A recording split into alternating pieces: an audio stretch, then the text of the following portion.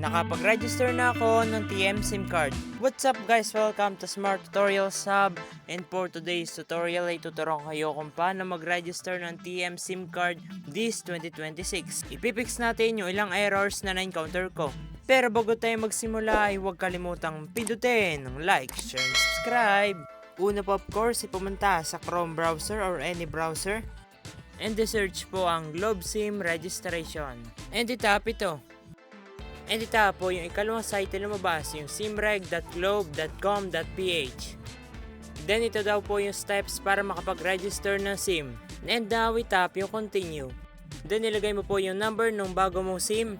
And i-check po yung by completing and submitting this form, ganyan-ganyan. And itap yung request PIN. Then nilagay po dito yung OTP na sinend sa iyong bagong SIM.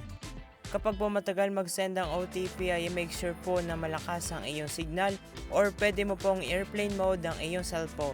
Pero kung wala pa po talaga ay pwede pong pindutin yung resend PIN. And after mo pong ilagay ay tap yung continue. And dari daw po kung paano ma-register ang SIM. And of course ay maghanda na po ng one valid government issued ID.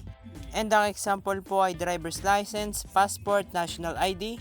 Pero yung physical lang daw po, meaning bawal po yung nasa eGov app. And kung ready ka na po ay tap yung continue.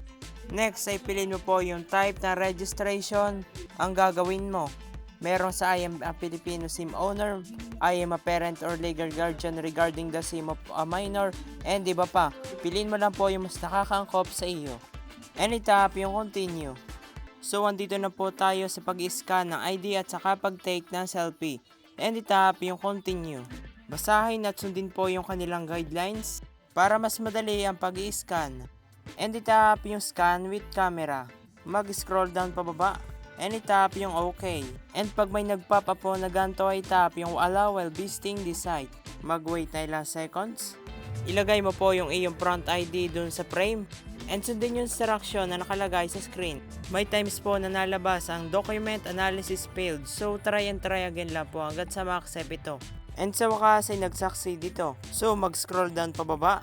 And itap yung continue. Next ay selfie. Basahin po yung tips nila and itap yung OK. Next ay ilagay po yung mukha mo dun sa frame. And sundin po yung nakalagay na instruction sa screen. Like, smile, and others. And trust analysis succeeded na. So mag-scroll down pababa and itap yung continue. At nandito na po tayo sa step 4, yung providing supporting infos. At automatic na po nakalagay yung first, middle, and last name saka yung gender at birthday dahil sa ating ID. So mag-scroll down po pababa. At dito naman po ay kailangang ilagay ang unit number or building name, saka yung street, village or subdivision ay optional lamang, saka yung province or state, city, barangay, at zip code. Wala naman po akong problem na na-encounter dito.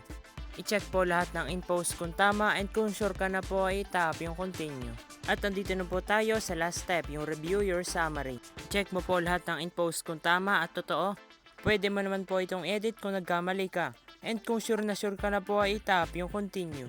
And dito po ay i-check yung box at basahin po ito.